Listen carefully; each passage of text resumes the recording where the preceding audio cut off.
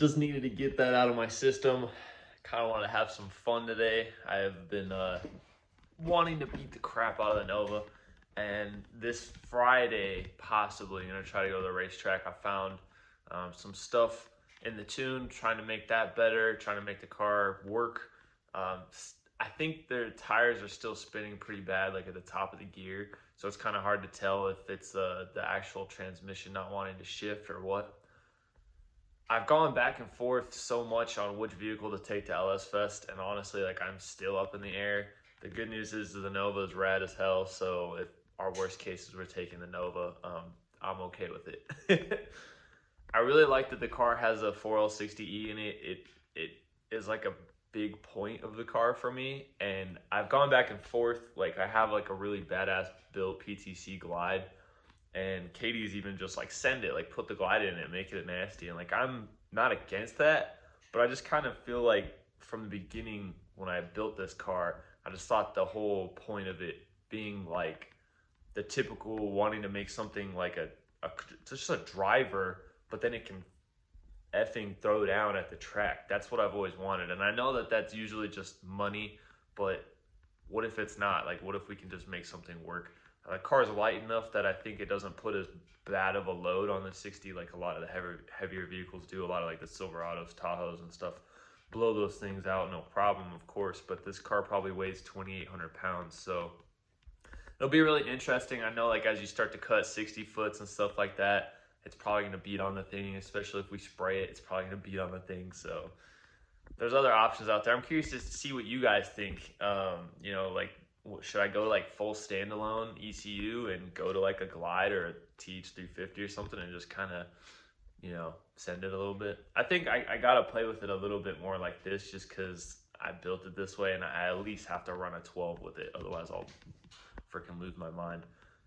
Overall, what I did this weekend with the car is I kind of checked out the front end. The front end is like, these cars are notorious for not having great front ends. They're very difficult to drive. Like as far as like coming off of high speed and stuff, it's super shaky. It's really sketchy. I think I might have one of the brakes pulling, but nevertheless, like it's still not ideal. So I'm gonna need to go back through and kind of see if I can realign everything. If I miss something, what I did do is I swapped out the idler arm, the drag link, and the pitman arm for a set that I got from a friend. He had them on a 66 or a 67 Nova, and they had very low mileage on them. They're all new replacement parts that are nice, and they're actually a little bit beefier than what we had on the car. And the other thing is that it has the idler arm bearing conversion, which is kind of cool. It upgrades the idler arm to give it some more rigidity as well as like a smoother feel. It is smoother and everything, but it's still just like I said, it's kind of odd. And from my experience and from what I've heard is like when I get that like shaking and stuff, that could be the brake that's actually pulling or something. I mean, I don't know. It could be, or maybe it just feels like shit. Yeah. There are like higher upgradable components, but I don't really want to do that. They're expensive.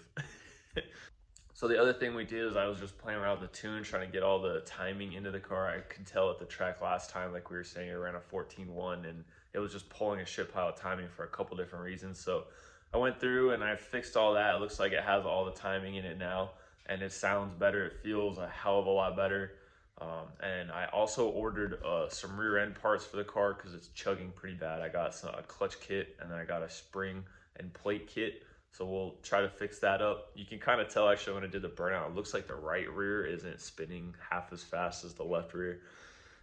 So there's like little things like that I'm just trying to line out in the car, because if we go to the track this week that'd be really big, kind of cool. See if we can get it to go faster, as well as this car has another appointment that is coming up, and I'll be able to kind of tell you about it after it happens. But it's kind of cool.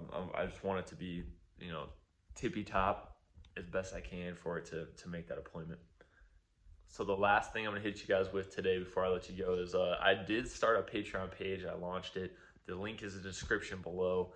I just kind of kept it low key. I'm still learning a lot about it.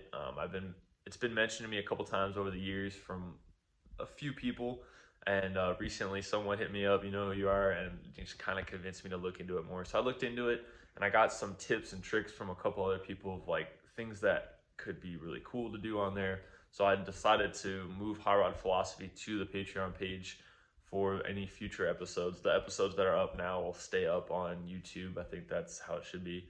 And yeah, so we'll be moving it over there. If you guys are curious about it, go check it out. If not, no big deal. Just hang out here and we'll keep chugging along and doing what we're doing. So that's gonna do it for me. Hopefully you guys are having a good weekend. We will see you on Wednesday. Until then, though, I'm out. Peace.